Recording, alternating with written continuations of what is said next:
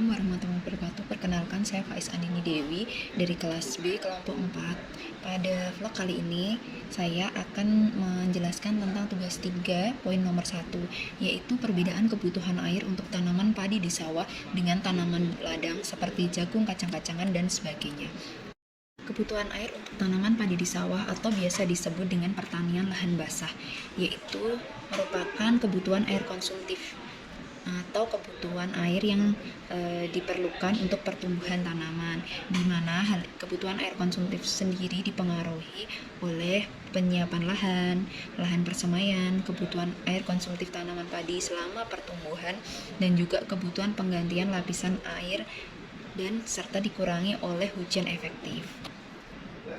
Di mana penggunaan konsumtif tanaman padi adalah jumlah air yang dipakai oleh tanaman untuk proses fotosintesis dari tanaman itu sendiri.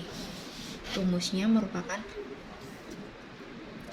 ET crop sama dengan KC dikali ET0, di mana ET crop adalah evapotranspirasi dari tanaman dengan satuan milimeter per hari, dan koefisien tanaman merupakan karakteristik spesifik tanaman, di mana tanaman padi ini sendiri memiliki koefisien 1,1 rata-ratanya ya.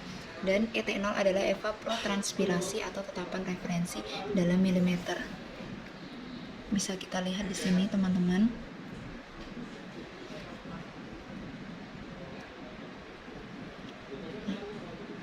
Bisa kita lihat sendiri di mana kebutuhan tanaman padi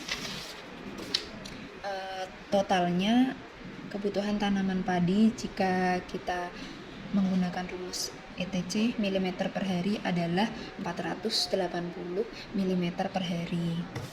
Dan tanaman padi tersendiri tadi sudah dijelaskan ada 3 fase pertumbuhan, yaitu fase vegetatif atau beragam, fase reproduktif lebih kurang 35 hari, dan fase pematangan 30 hari. Kebutuhan air tanaman selain tergantung dari jenis dan umur tanaman sendiri, juga dari waktu atau periode pertanaman, dan juga dipengaruhi oleh sifat fisik tanah, yaitu hujan efektif maupun hujan irigasi. Selanjutnya adalah kebutuhan air untuk tanaman pada ladang kering atau kita sering menyebutnya dengan tanaman palawija, di mana jenis tanaman palawija itu sendiri ada bawang, kacang-kacangan, cabai, jagung, ketimun, dan sebagainya.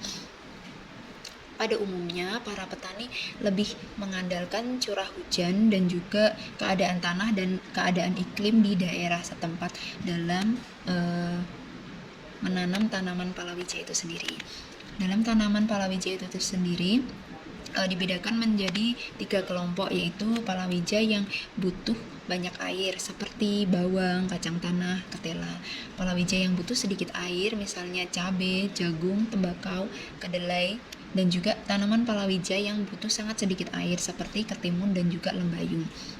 Sama halnya dengan tanaman padi sawah, kebutuhan air untuk tanaman palawija itu sendiri digunakan untuk proses fotosintesis tanaman.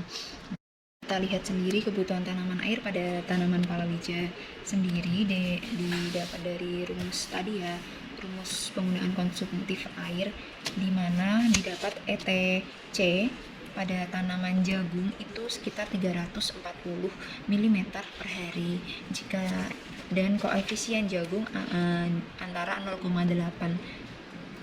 Jadi jika dilihat dari koefisiennya, semakin tinggi koefisien tanaman, berarti kebutuhan air yang dibutuhkan oleh tanaman tersebut semakin tinggi. Dari hasil percobaan dapat dilihat bahwa kebutuhan air tanaman jagung atau ETC tanaman jagung adalah 340 mm per hari. Jika dibandingkan dengan tanaman padi tadi, kebutuhan airnya per hari adalah 480 mm per hari. Maka dapat disimpulkan bahwa kebutuhan air pada tanaman padi lebih besar daripada kebutuhan air pada tanaman palawija, atau kebutuhan air pada lahan basah lebih banyak dari kebutuhan air pada lahan kering. Demikian yang dapat kami sampaikan. Terima kasih. Wassalamualaikum warahmatullahi wabarakatuh.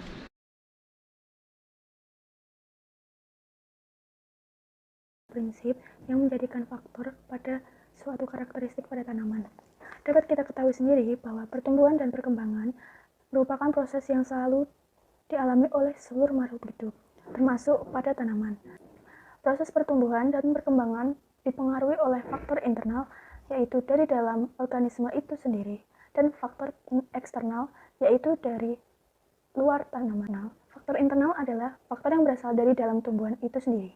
Yang termasuk ke dalam faktor internal antara lain ada gen dan fitohormon. Gen merupakan substansi yang menurunkan sifat dari induk kepada keturunannya. Dalam tanaman, gen bisa mengatur keadaan fisik dan non-fisik, misalnya warna bunga atau pada rasa. Fitohormon adalah zat yang mengendalikan fungsi tubuh pada tanaman. Contoh pada fitohormon itu sendiri antara lain ada auksin, giberelin, sitokinin, asam absat, etilen, traumalin, dan galin. Untuk faktor eksternal itu sendiri, yaitu faktor eksternal merupakan faktor yang mempengaruhi pertumbuhan dan perkembangan tanaman yang berasal dari luar tanaman itu sendiri. Faktor eksternal antara lain yaitu ada zat hara, cahaya, air, suhu, oksigen, dan kelembapan. Zat hara adalah unsur magnetorin dan mikroturian, misalnya karbon dioksida. Selain zat hara, cahaya dan air juga memiliki fungsinya sendiri sebagai faktor eksternal dalam perkembangan sebuah tanaman. Cahaya membantu proses fotosintesis, sedangkan air berfungsi untuk membantu biji berkecambah dan sebagai sumber zat fotosintesis.